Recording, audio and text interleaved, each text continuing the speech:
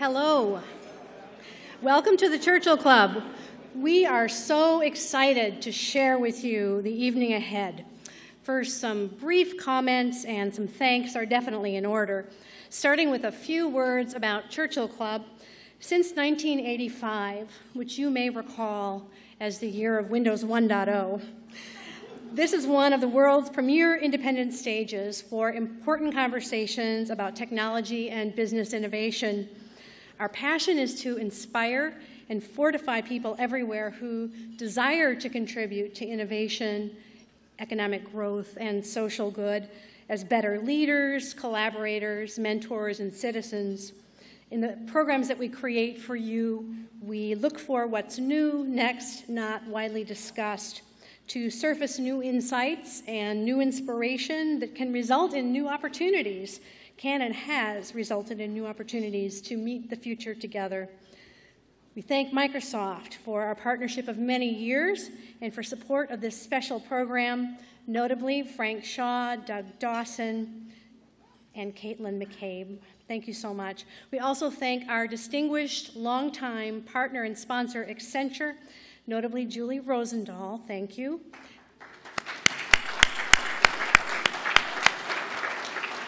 And a warm welcome to Adobe, Dunn & Bradstreet, Fidelity Investments, Collective, Ness, Digital Engineering, Osborne Clark, Pros, and last but definitely not least, SAP.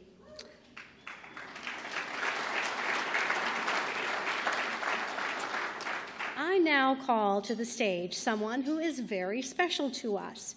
He is a director and former chair of the Churchill Club board. He is also senior managing director for Accenture's communications, media, and technology business across all of North America. Please give a very warm welcome to Mr. John Walsh.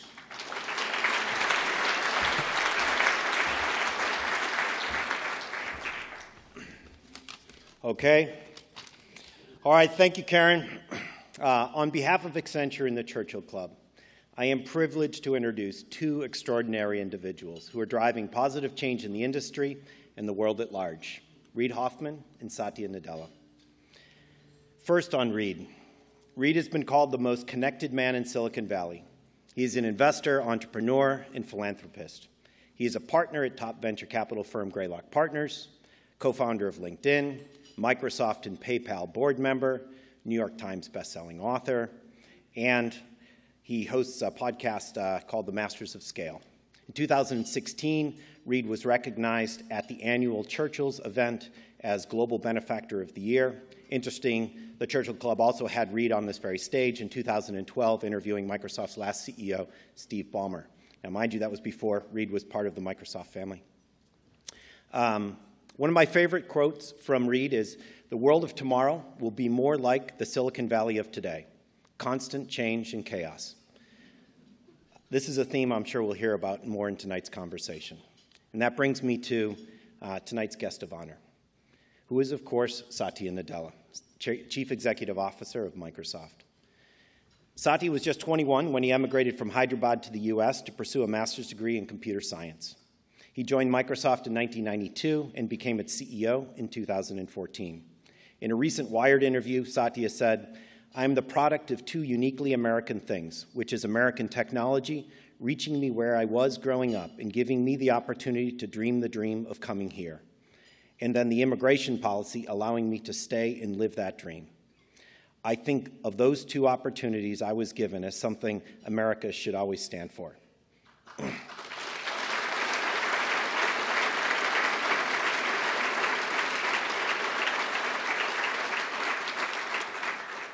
Satya is well known today as a unique and exceptional leader who has not only successfully positioned his company on the forefront of technology, but he has also subtly changed its culture.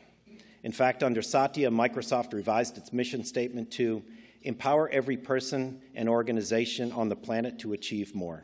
In his new book, released last Tuesday, called Hit Refresh, Satya adds, "Microsoft and its employees must have a higher calling. Each individual must pursue personal passions to empower others." I am humbled and proud of the long-standing relationship Accenture has had with Microsoft and our joint venture Avanade, and I am incredibly optimistic about our future together with Satya at the helm. So before I bring them to a stage, I'd like to invite you all to watch a short video.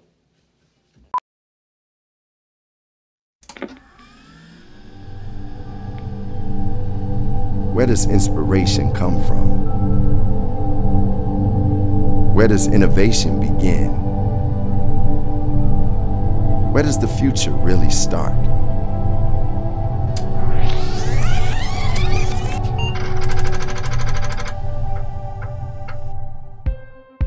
Our story began in a dorm room in 1975 on a strip of paper. And from there, a vision was born. We designed technology to build, technology to grow, technology to learn, explore, and create. And we turned a world of possibility into a world of reality. But no journey is without obstacles, and our challenges only encouraged us to go further.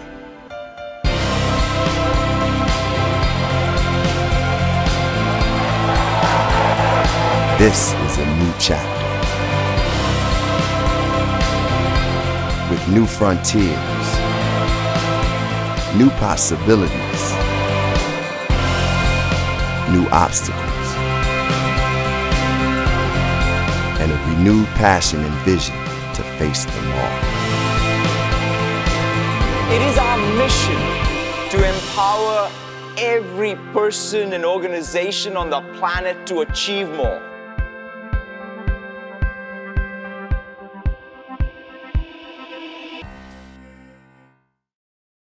Now, please join me in welcoming Reid and Satya to the stage.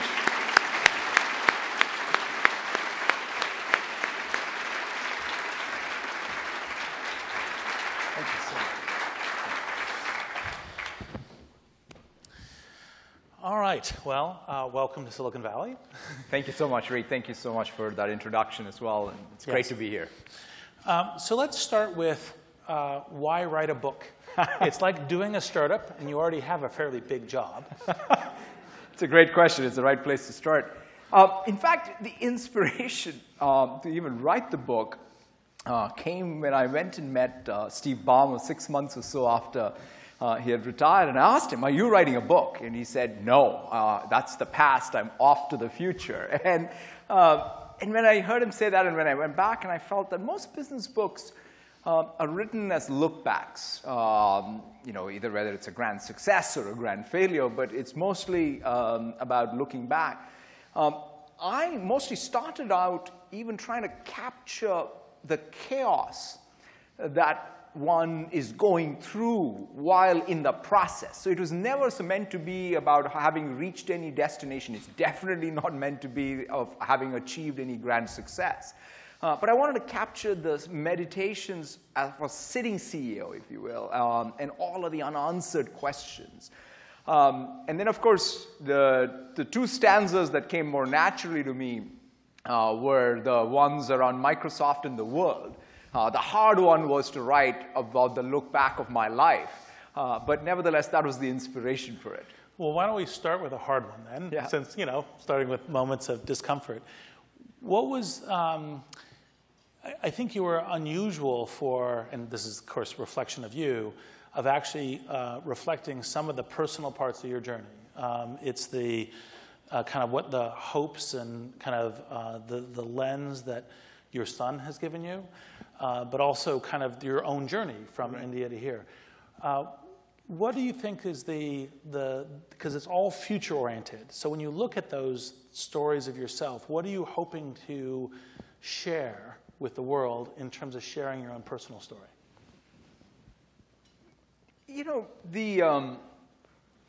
This metaphor that we picked, hit refresh, in fact, Bill in the foreword, I think, captured it well. The logic of the browser function of hit refresh has this one property, which is you don't change everything. You're smart about changing only the things that need to be changed. And when I reflected on that, I wanted to go back in my own life and try and capture what were those hit refresh moments. Clearly, one such moment was even being given the, the first Sinclair Z80. And wow, that did change my life. Hold on 1 second. How many people remember what a Sinclair Z80 is? Well, a few. It's good. I feel young. But it's not definitely, as I write in the book, I was not particularly academically good or interested in academics. I was all into cricket. But nevertheless, this one thing that happened where my dad got me this computer, and that's when I think now, in retrospect, I feel like I got the power of software. Man, I can write a program and it does things which I didn't even write, which could have been bugs. But nevertheless, I got the power. The second thing that happened to me was coming to the States. I'd never been to the west of Bombay, and I showed up in Wisconsin. And that was, I'm not sure that's quite hit refresh. Believe me, it is like, it's fascinating. And then I remember even the journey which is related to perhaps even this broader theme that I try to call out in the book, which is around developing this increasing sense of empathy by, in some sense, learning the hard lessons when you don't show it, right? I mean, that's the main point. It's not like, oh, you're born with some innate capability, but it's more that if you listen to the life's lessons, you build a skill, and this skill is not just good in life, but it's good at innovation. But the first moment was this interview question. After 8 hours of interviews at Microsoft, my last interviewer asked me this question of, hey, what would you do if a baby is fallen on the ground? And I think, like, after having solved all these math puzzles for 8 hours, I thought, God, this is some algorithm I've forgotten. I didn't learn. Must be a trick question. I go think a bunch, and then I say, I'll call 911. So he gets up and he walks out and he shows me the door and he says, when a baby is fallen, you pick them up and hug them. And I said, geez, I blew it. But lo and behold, I did get the job. But the one that I talk about in the book, which perhaps has shaped me the most, was the birth of my son 21 years ago. Anu and I were only children of our parents, so the birth of our first son was a much anticipated thing for the entire family. And even a couple of hours before he was born, I would have sort of mostly, been thinking about, or we were all thinking about, oh, is the nursery going to be ready? When is Anu going to go back to her job as an architect? And all of those, things that one thinks about. And then everything changed that night. Zain was born because of some in utero asphyxiation with severe damage to his brain, and then it resulting in cerebral palsy. And for the first, I would say, maybe 2.5 years, I was mostly focused on what happened to me. Why did this happen to us? All the plans that I had are all now up in the air, and they've changed, and life's not going to be, quote unquote, normal. Whereas for my wife, she came out of the C-section. The next day, she's driving Zain up and down to different therapies, making sure that he gets the best shot. So without necessarily schooling me, I got schooled over perhaps those 2 years and finally came to the realization that nothing actually happened to me. Something happened to Zain, my son, and therefore I needed to step up as a parent. That was a hit refresh moment, because I think that is when I started realizing that seeing life through others' eyes is so important, definitely in your personal life.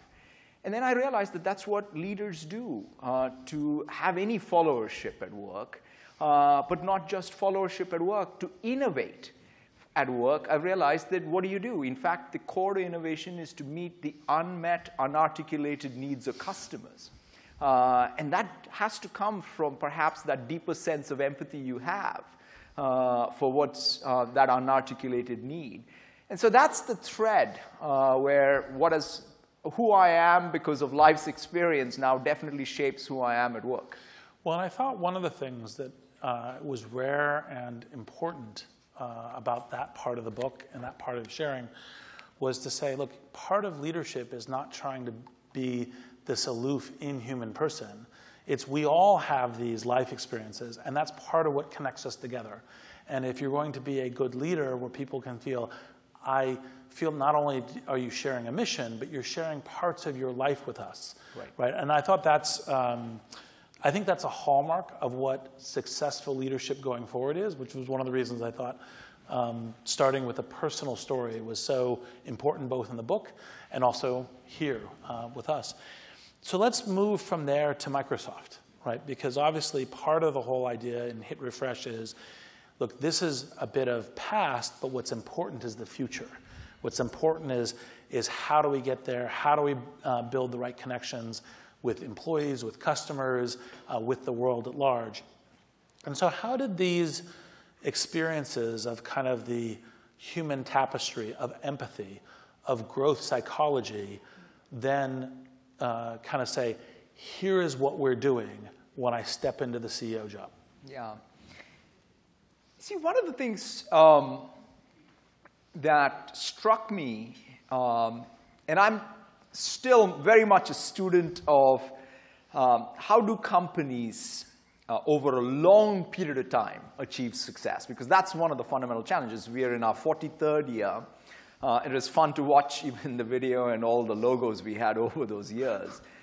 And when you go from being a startup to a successful company, the following thing happens, which is the idea you had, the concept you had becomes a hit.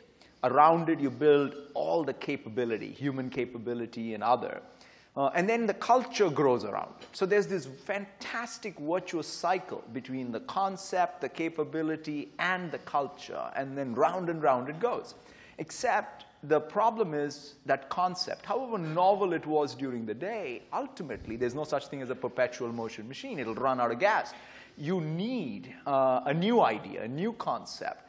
For that, you need new capability. And the culture better help you build that long before it's conventional wisdom. That's the challenge of successful companies, right? Because culture is not, I mean, for a startup, and it's rightfully so, you might say, hey, look, I got to get the idea and execute on the idea. And the culture grows with it. But for a successful company, I think you got to watch to make sure that the culture is not inhibiting you to grow. So one of the things I felt, so I went on this lookout. I said, like, Microsoft needs a learning culture. And I was looking for this meme that we could even introduce into the company that could even foster a dialogue around culture. And it was a struggle for me because I remember, I mean, learning culture is a nice thing to say, and it's, even in my own career at Microsoft, we have posters we would put up, and I don't myself remember all the attributes of culture and what have you. Interestingly enough, a couple of years before I became CEO, my wife had introduced me to Carol Dweck's work around mindset. And that book, when I read it, had a profound impact on us in the context of our children. But the simple concept in that, which is it's better to be a learn-it-all, even if the know-it-all has more innate capability, because the learn-it-all ultimately does better. Applies to people like me as CEOs, it applies to companies at large, is what I took away. And so I said, let's grab hold of that as the culture that then leads. If you have a learn-it-all culture, that's the best actionable way to develop empathy, is sort of the intuitive leap I made. And that's been one of the cores of what we're trying to do at Microsoft. So I know personally you do that because amongst the delights I have in working with you is you're always asking questions, right? That's the kind of hallmark of learning. Part of what you can learn about you and people who do this is like which questions you're asking and how you're doing it. And generally speaking, I find that the questions you ask are in that category of, okay, what do I not know that I should know, right? Which is a really important part of an actual learning psychology. What were the ways that you started getting the organization more focused on that? Because obviously one of the huge challenges of stepping into the Microsoft job is this behemoth corporation with many lines of business, a lot of complexity. Just running all that complexity takes a lot of time. But now you're trying to say, okay, let's really focus on learning. So what were the... Yeah, that's a great... I mean, because trying to make this all, from sort of abstract to something practical is one of the core challenges we face. And we very much are in the throes of it. But I'll say a couple of things. One is, we said, how do I practice this every day? The first one was customer obsession. At Microsoft, one of the challenges we've had is, as products have become successful, then you say, well, let me metric it, let me think of it as a business onto its own, except that customers don't really care about our product. They care about the solutions that they need that may involve, in fact, multiple things even from our own company. So breaking that barrier of no one respects your own org structure and they care about innovation, that means it starts with customer obsession. Whether it's the person in the field sales or in engineering, whether you're looking at log files or you're listening to the customer. Both of them are two forms of listening to customers. But really being expansive versus being bound by category definitions of the past. So that customer obsession is one.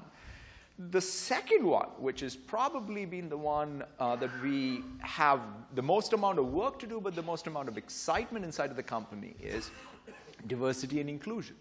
One of the, we talk about our mission as empowering every person in every organization. The business case for then representing the world inside is just as clear as day. And it's not just representation, it is about the inclusion. Can everyone, every gender and every ethnic minority do their best work inside the company?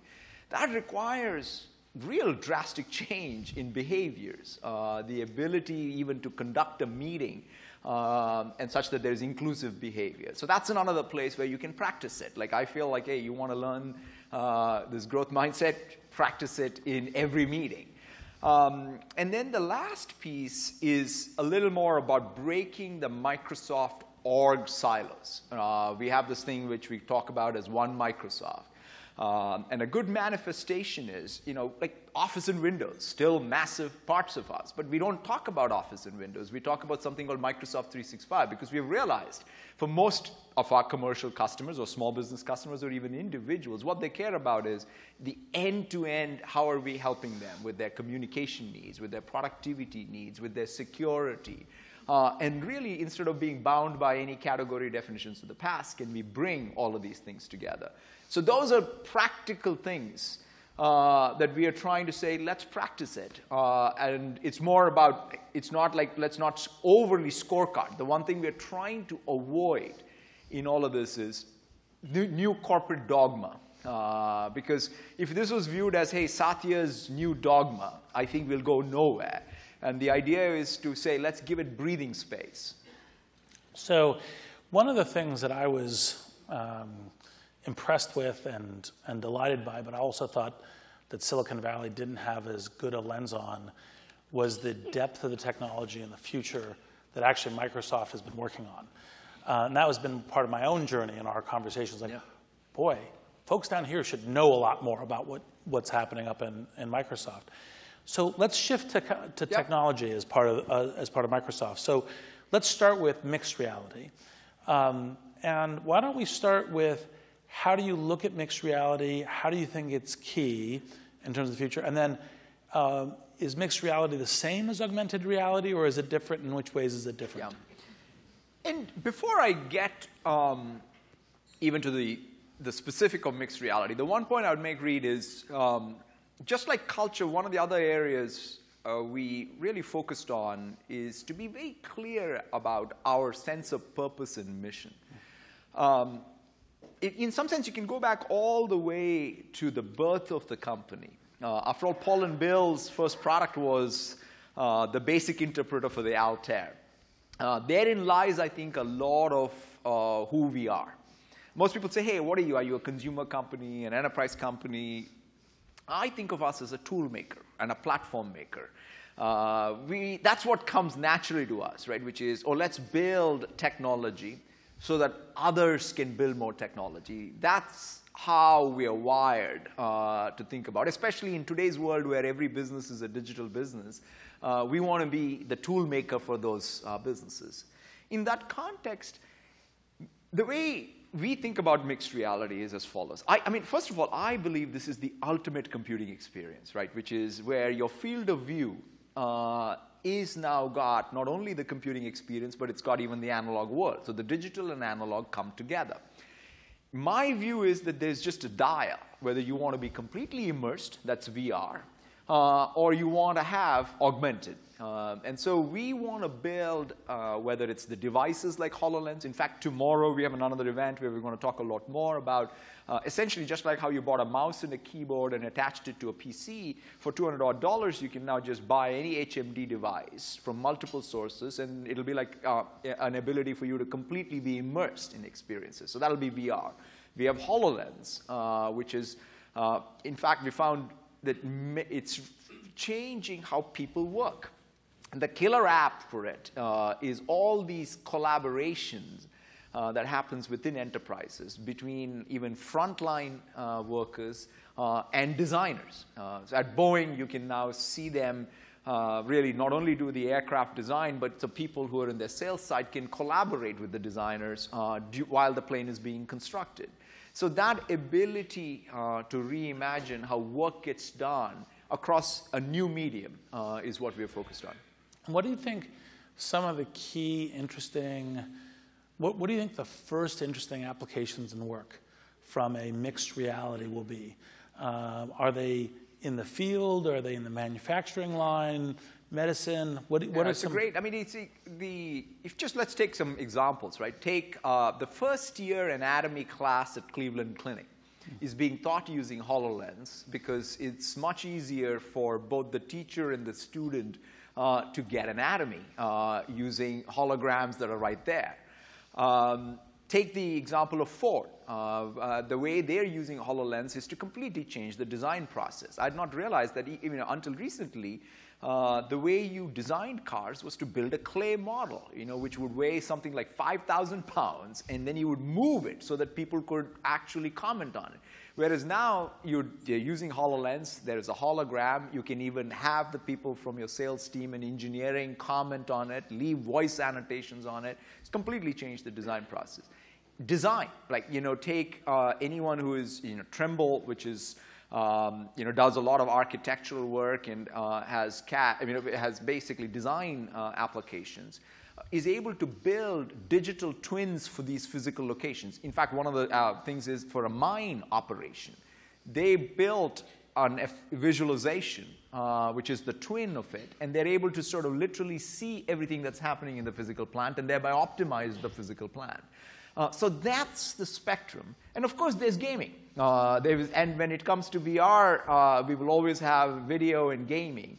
But one of the things at least we are very focused on at Microsoft is to sort of look at the broad spectrum usage in these new scenarios. And the most salient or interesting point I found was, in the past, mostly knowledge workers were the ones who had, let's say, laptops or PCs or even phones that the company would issue to them. Whereas now, HoloLens is being issued to every person in the front line, because they may be going to repair the oil rig, or they're going to repair the wind farm. They need to have this device which not only helps them get the CAD pictures or even assistance remotely. And so it's a fascinating thing to see how technology is, in fact, helping even middle-skill jobs. Yep. And I think part of the reason I started with the mixed reality is it's a clear both indication of how we think about tooling and platforms, but also about human amplifying. Yeah. Right? And one of the things I think probably most folks here may not have as clear a view on is how Microsoft approaches artificial intelligence. Because frequently the dialogue is around the replacement. Oh, now the AI can do it, et cetera, versus the human amplifying. So say a little bit about how Microsoft and you are thinking about artificial intelligence.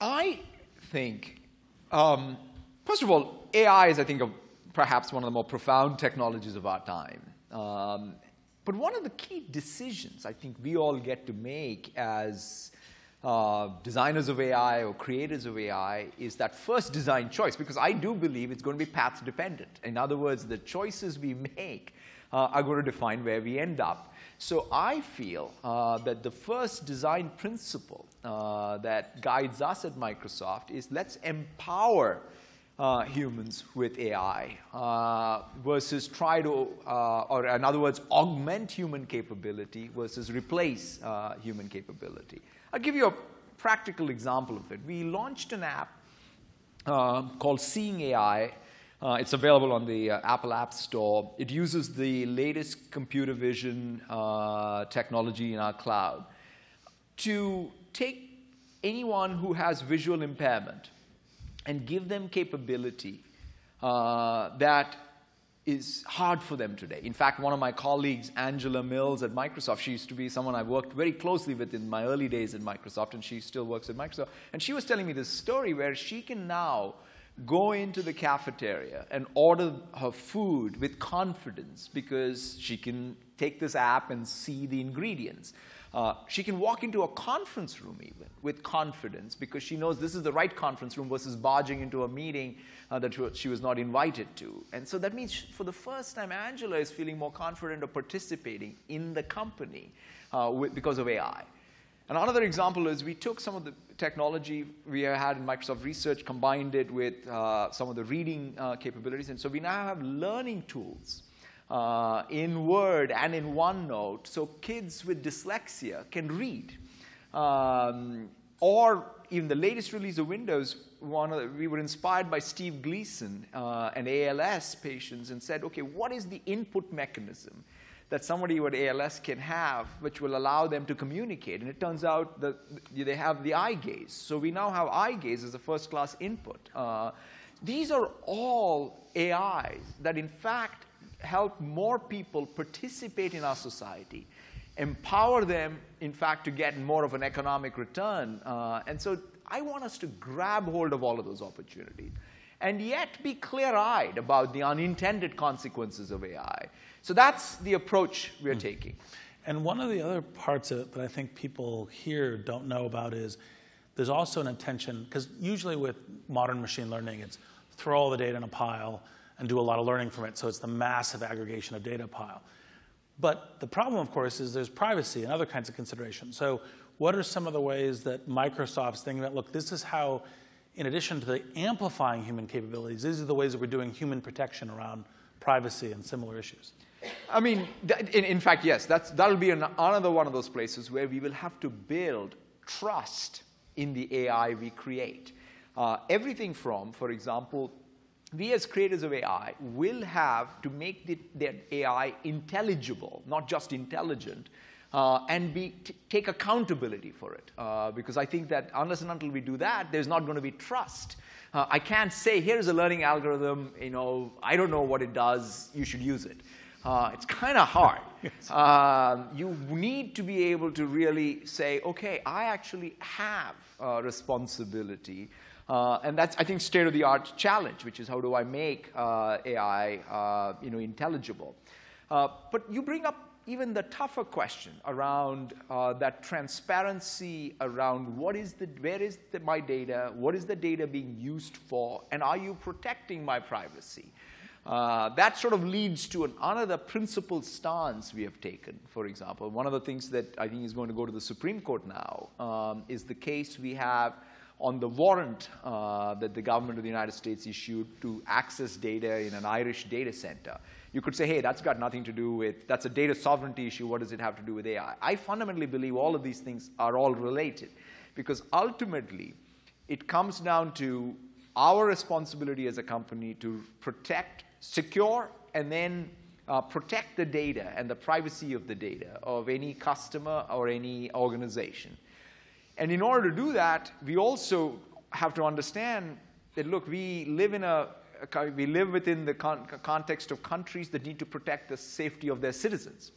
And so therefore, how does one balance this out? The only way to balance that out is to be able to have real transparency in terms of what laws around national security apply and then how do they really countervail the privacy issues. So that's where I think we also have to be very mindful. Yeah, I mean, I think you're exactly right. It's like privacy, transparency of what's going on, accountability of the algorithms, and knowing what happens, because when you have these complex learning algorithms, well, what is it really, which output is it really functioning on? That's right.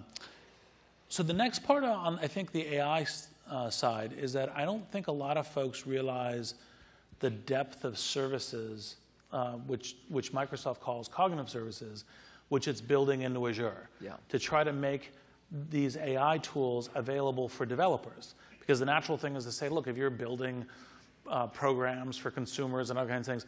Well, we're not competing with you. Here's a whole set of services that come from the depth of our technology stack. What are some of those services, and what are some interesting today uses of them? Yeah, that's a great, because in some sense, a lot of our AI capability comes from having built HoloLens, and that obviously requires us to crack essentially computer vision, or building into Skype and Skype Translate everything that we are doing with speech, both speech translation, speech synthesis, machine translation, all coming together. So what we've done is put these all as APIs in Azure, whether it's the NLP, basically all of the knowledge APIs, the NLP APIs, speech vision. A good use case is, in fact, Airbnb using it to even do a verification of whether the image and the description match. Uber using it for driver identification. McDonald's using speech, which is a very fascinating one, because the throughput of the McDonald's store depends on how efficient is their drive-through. And one of the unique things about our APIs is they're just not APIs, but they can be trained for your specific data. In this case, the ambient noise of a McDonald's is different than your home. And so the ability to train for that. So these are some good practical examples. But we have, whether it's the higher level services we have in Azure or the raw infrastructure. OpenAI, for example, is a big user of Azure for just literally raw compute in order to be able to drive their capability. And actually, one thing that's important as people begin to think about AI as global applications, whether it's autonomous vehicles or anything else, is that Azure is one of those few computing platforms that's actually everywhere in the world. That's right. And one of the things that we have tried to do is two things. One is, I like to say, especially in the Silicon Valley, I should say this, which is we have chosen in a principled way, quite frankly, to build trust and say we are in that technology platform and tools business. So that means we're not going to compete by starting our own car company or our own drug company or our own whatever else company. We want to be a platform company and a tools company. And then having done that, made that choice, we now need to support the ambitions of the automaker, the drug company maker, to participate in different countries under different jurisdiction and data sovereignty. So we run a cloud in China under Chinese law. We run a cloud in Germany under German law, as opposed to saying, oh, it's a simple world. I have this cloud infrastructure built for one consumer service, and it'll serve all the enterprise needs. So those are some of the specific choices we made. Yep. And then also, one of the things that I think is an interesting blooming of Microsoft under your management is that you actually engage a lot intellectually with Silicon Valley. You come down here, you talk to folks, you encourage developers. Microsoft Ventures is trying to figure out what are the ways that we can use these tools to help empower startups. So there's a whole set of ways that startups and developers should look at these tools, something like, here's something we're trying to empower you with just because we're a platform and tools company. And I think that's one of the really important things that I had learned as we had started talking. I was like, got it. I see where this is going. And that was part of the reason I asked that question. Yeah, and it's super important to me. Quite frankly, I know we have a history with Silicon Valley. And that said, I think one of the things at least I learned at Microsoft when I joined the company in 1992 as an evangelist for Windows NT is that we are most successful when we are that true platform company that really is driving for success of other software companies or other platform companies trying to co-innovate with you. And that is the ethos that made us successful in the first place, and I want us to get back to it. So one of the things that's frequently kind of discussed is AI in these very broad terms, right? There's this question about, are robots coming for the jobs? There's this question about, my friend Elon frequently goes out and is like saying, the robots are coming for us, right? What, in this grand kind of large picture AI future, what do you think are the key things to building this human-centric AI future? What are the things that you think we as a technology industry, we as Microsoft, what are the kind of key principles that people should think about? Yeah, it's a great one. And especially, that control problem, quite frankly, I think this is where my thesis of it's path dependent. If we choose to lose control, we'll lose control. But if we started by saying the human is in control, human is in the loop, let's think about empowerment. That's where I think even these partnerships around AI, these groups we form as an industry, how do we share the best practices around making AI intelligible, so important. Not just even in Silicon Valley. I think we definitely need to even bring some of the Chinese AI companies into this dialogue, because trying to have a conversation now and say it's all about just Silicon Valley without including China is just not going to, it's just not a practical thing. So that's sort of at least for the runaway control or optimization or the control challenge. But the other interesting thing is let's reason even about the technological displacement problem, which is the other issue. And to me, there, I think we have to start by not falling complete victim to this lump of labor fallacy, right? And that's where, quite frankly, LinkedIn can be a huge source of at least one signal, right? Let's be practical and look at what are the jobs, what are the skills for those jobs, what's the training required, not as a static thing, but as something that's dynamic as things evolve, as new jobs get created. And so that then we can, whether it's the boys and girls in schools or whether it's even anyone who is faced with displacement at work can go retrain. And we as a society will have to invest in that. So it's not going to come for free, but we have to be committed. Companies like ours has to be committed to it. But let's also think about all of these additional new jobs that can get created. One of the things that I've been sort of reading up a lot is, in a world where there's a lot of AI, what's scarce probably is going to be real intelligence. And so how do we, like, for example, the jobs around physical therapists or assistants to physical. David Otter, who's an MIT economist who talks very articulately about what this would mean, is he does point out to many other professions that can, in fact, be growth professions. People-on-people jobs where there is real dignity in the work, I think can be a great source. Or even these digital artisanal jobs. When I look at Minecraft and the Minecraft generation, I look at art in the world of digital that can, in fact, be a source of income. Lastly, I would just make one point, which is ultimately you do need wage support for a lot of these jobs. And that's where I think we should go back and look at our own history when there has been great returns on capital, but low returns on labor. We have come up with solutions for it. There are many solutions in the Valley that people espouse, and let's put them all into the toolkit. But I think we can even go after it. As long as people can find dignity in meaningful work, I think we can always solve for the rate of return challenge. And the other thing I think is particularly what I've appreciated getting to know the Microsoft approach is also the whole notion of how do we build tools to empower human beings? That's right. Right? Not like how do we factor human beings out completely, but what are the ways that you amplify? And that whole tool and platform approach is something that could also, not just in the LinkedIn skills and reskilling, but enabling people to do the alternative jobs better. I think that's something that, having now spent a bunch of time at Microsoft, I really appreciate that angle. Just one other example, which really hit home for me, because if you look at the number of articles that are written about, hey, all radiologists are going to be displaced by technology, except one of the partnerships between University of Washington and Cambridge in the UK is around really helping radiologists come up with the radiotherapies using computer vision so that they can take the tediousness out of their job, where today it's both tedious and sometimes error-prone,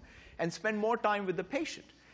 That's at least the first step where AI can help before we go all the way and say, you know what, radiologists are going to be displaced. And that's, I think, a bit of how we should learn to practice and then evolve.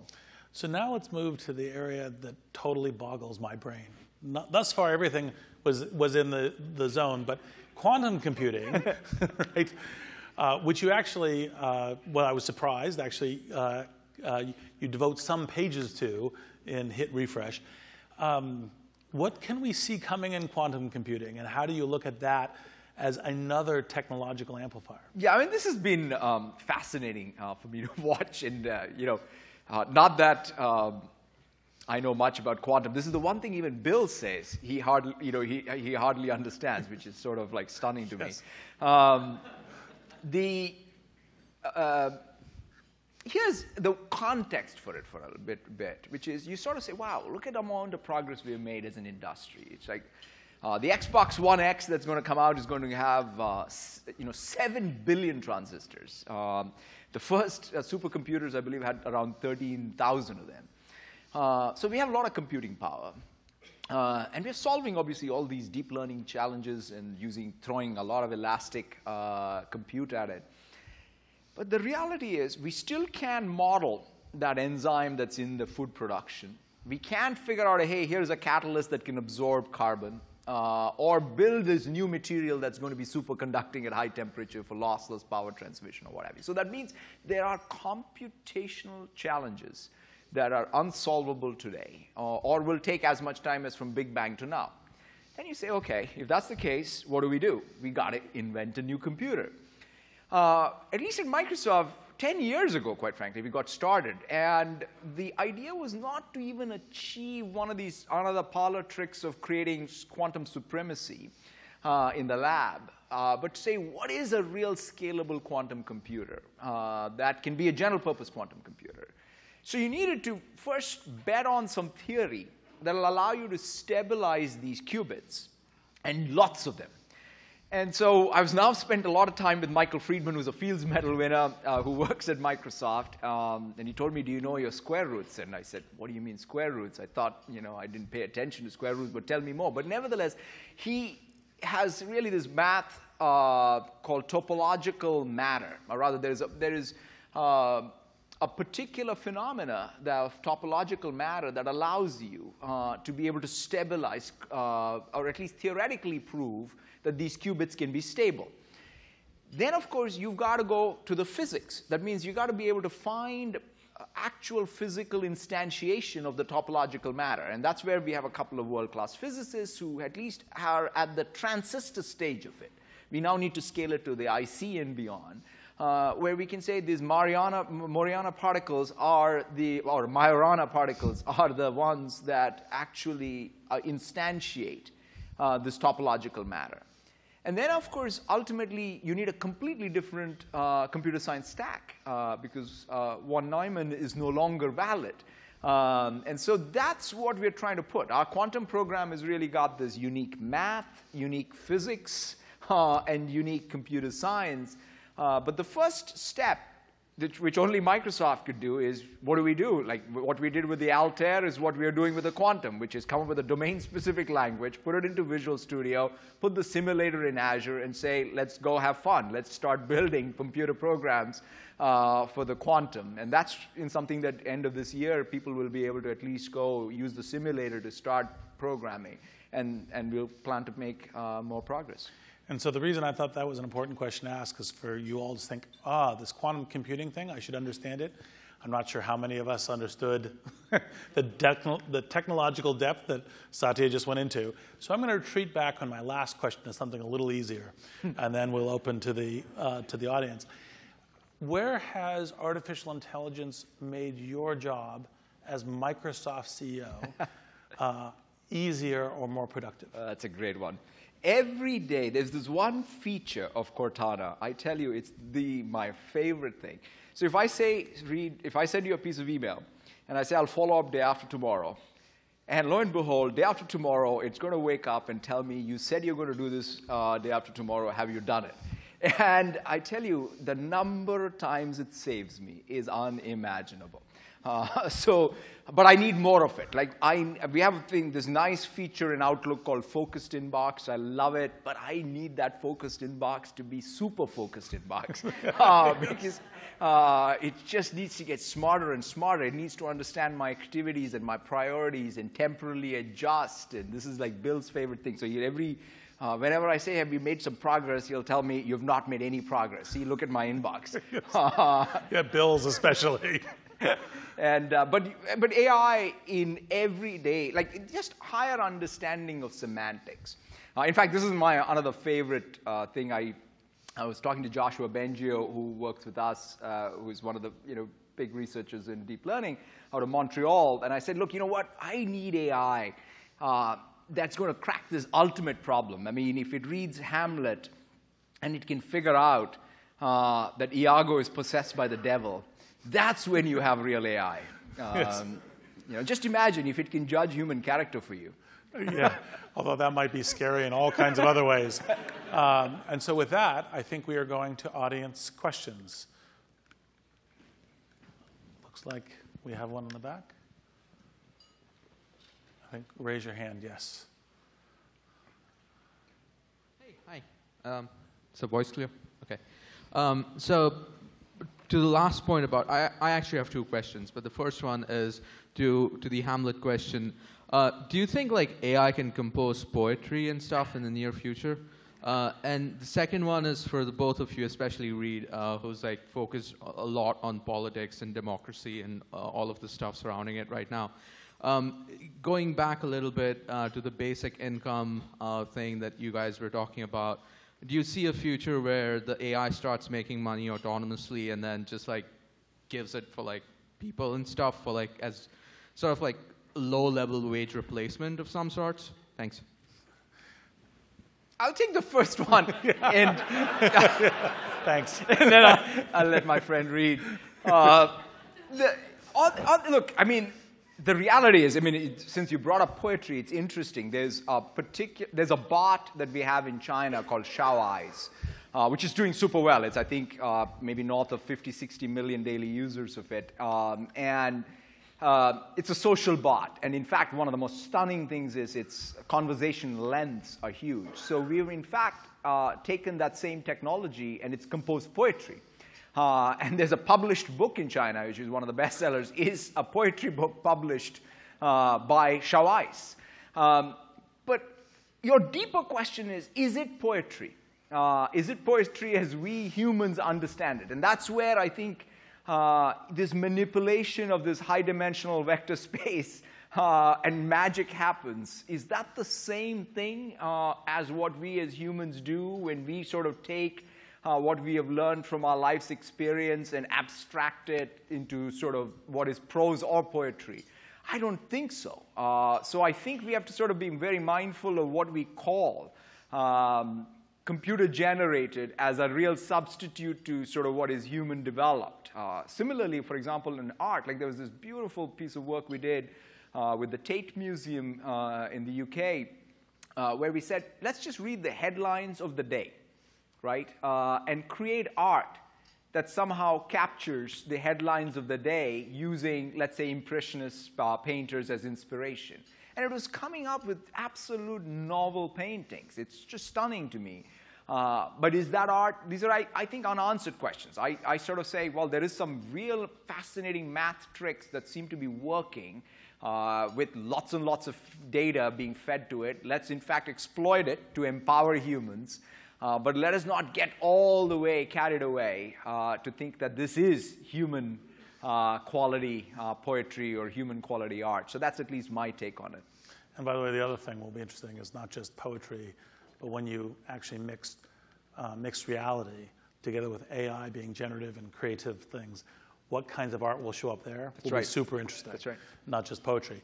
And then on the UBI side, look, the optimist case is we're trying to figure out how do we enable more and more humans to do less repetitive things, more creative things, more socially interactive things, but not necessarily force them to do so. So, for example, if people said, look, I'm a little uncomfortable being that creative, being a poet, et cetera, I would like to just have my work amplified. And that's, I think, the right design target that we want with AI. Now, obviously, that will cause a lot of transformation in different kinds of jobs and different kinds of income. I think what's interesting about AI is it's not just the typical lower wage job transformation, but also the higher end, like the earlier radiologist. So I think it's across the spectrum that we need to figure it out. And ultimately, of course, if we could live without a fear of lack of shelter or lack of food, which maybe is what UBI represents, I think that's a nobler society. And so with that, I think next question. Okay, here. Sorry, I'm still mind blown with the AI conversation. Back to your culture point, how would you define Microsoft's customer today? And could you talk a little bit about how that's evolved over the years? Microsoft's what, sorry? Customer. Who's your customer? Customer. Yeah, it's the core of Microsoft is about serving individuals. Now, that's why if I look at even the mission statement, we talk about empowering people and organizations. But here's the interesting thing. I relate people and organizations. What I mean by that is, for us, when we build software, in most cases, we think of that connection between people and organization as a first-class software construct. In other words, groups of people coming together to build institutions that in many cases even is going to outlast them, to me, is a software construct. So most people say, hey, are you a consumer company or an enterprise company? As I said, hey, we are a tools and a platform company that will appeal to people as individuals, but also within the context of their institution or organization they're trying to build. That's who we are at the core. OneNote, hey, is it going to be used at work? Of course. Is it going to be used in a classroom? Of course. Should I use it for my daily notes? Absolutely. Should I have ability to sort of manage my tasks in my family, be separate from the way I do task management at work? That's how we think about it. Having said all of that, there's one other thing that Microsoft does, which is gaming. For us, what we do with Xbox, what we do with PC gaming, Xbox Live has got 55 million subscribers, and we're building essentially the Netflix for gaming using the subscription. Mix is our streaming service. So we have a full-on agenda around gaming. But if you sort of set aside that as a first-class thing that we do, everything else at Microsoft is about tools and platforms for individuals and organizations. Next question. Is there a mic here? Where's the mic? Oh, so the people with the mic have to find the people who have their hands up. I don't know. Oh, here we go. Hi, Satya. I want to rewind things back from AI to the much harder problem of empowering all people. You spoke about Minecraft just a bit, and I was Googling a bunch of stuff, sorry. And I came across Minecraft for Education. And I want to hear your thoughts on how you're going to use that tool to change the culture of learning, or if that's even your goal, or if you just want to make school more fun, whatever it is. Yeah, I mean, actually, it's a great question because the thing that we have recognized with Minecraft, and in fact, that's what attracted me to even that franchise, which is, it's of course the best-selling game ever on PCs and consoles and now even on the phone. But the thing about it is it's an open world environment. So what we now are very focused on is Minecraft and Edu. In fact, last summer we had tremendous success in terms of even summer programs around it. It helps boys and girls, and in particular girls, get more interested in STEM because of Minecraft. Because in some sense, most people say that the curriculum of computer science needs to evolve so that it can attract a more diverse class. Minecraft has that diversity, quote unquote, built into it because it's an open world. What boys build or what girls build can be different, and it can be both equally celebrated, and both can equally sort of instill in you computational thinking. So that's what has led us to invest quite a bit on Minecraft in Edu, and that's a full-fledged program. In fact, we are working with many Silicon Valley companies that are also building tools that can integrate. So different languages and different IDEs can then also be used to program the Minecraft worlds. So we've taken even an approach where it's just not about our stuff, but it can scaffold with other efforts in education. So we are very excited about Minecraft and Edu, and it's a first-class effort for us. Tools and platform. That's right. It's tools and platforms. Next question. Thank you both. This is a fascinating conversation. We actually work with Stanford and Mayo Clinic and applied machine learning there, so it's actually fascinating.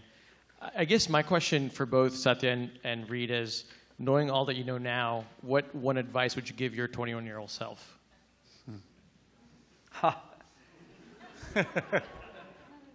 But, look, the thing that I would say is don't wait for your next job to do your best work. When I look back at it, as I've written, as I said, look, I was very poor academically, as my parents would attest, and somehow or the other, at least, I got into this thing about, hey, every day I'm going to learn some. And I understand it more. So now, in retrospect, than I did. So therefore, I'd make it more explicit, let me put it that way.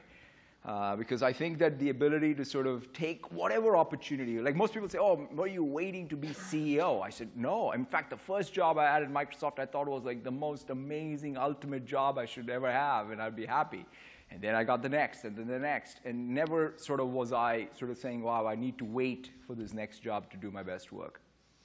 And in a sense, my answer to that question is the first book, which is a startup review, which the learning mindset there is referred to being in permanent beta, which is always be treating it as learning. And I think that's the key thing, which is to most deliberately and effectively accelerate your learning curve through the actions you're doing, the people you're talking to, and be certain that if you don't have explicitly a bunch of things that you know that you need to be learning and how you're doing it, then you're not approaching the task the right way.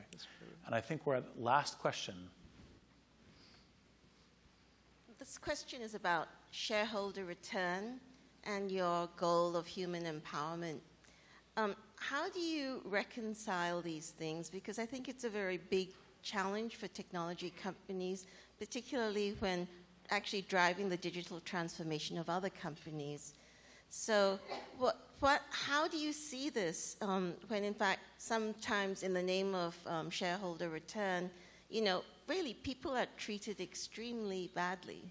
It's a great question. One of the things that I'd say has been perhaps one of the bigger learnings for me, at least 3 years, 3.5 years or so as CEO, is how multi-constituent really companies have to be. Of course, shareholders are super important. So are our employees, so are our customers, so are our partners, so are governments. And by the way, you have to harmonize all these interests all the time. So it's not even I'll compartmentalize them. And take in our case, in fact, if there's one thing that I feel most excited about, most proud about, and most confident about is Microsoft's core business model, right? It's not just the mission of empowerment, it's backed up by the business model. Whether I'm coming down to California, or I'm going to the UK, or I'm going to Turkey, I can confidently talk about the surplus that has been created around us. What are the small businesses that have become more productive? What are the large businesses local to that economy that have become more competitive? How is the public sector in those countries, in those regions, become more efficient because of our technology? What are the health outcomes or the educational outcomes that we have been able to impact? I believe, unless and until multinational companies in particular, the larger they are, if they cannot articulate in very clear terms the surplus, the opportunity that gets created around them, there's no long-term stability. Because as you rightfully put it, everyone wants to know, whether it's a citizen in a region or a government official, how has your participation in my economy helped our country, our region? And you need to be able to answer that. And I think shareholders should really reward companies that have that long-term equation right. That's, I think, where I think we have to evolve, and I think it's a very, very important question, because if it's all about shareholders rewarding only short-term rent-seeking, then I think we get into a vicious cycle, and that doesn't end well. I think that's an excellent note to thank Satya for being here with us this evening. Thank you. Thank you so much.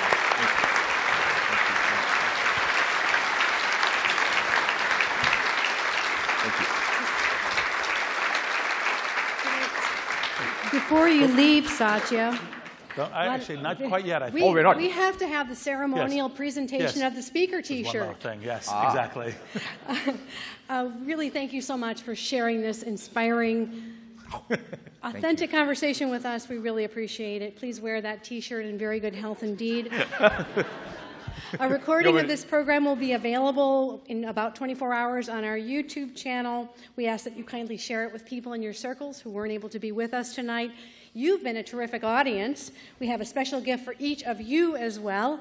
It is a complimentary signed copy of Satya Nadella's new book, Hit Refresh.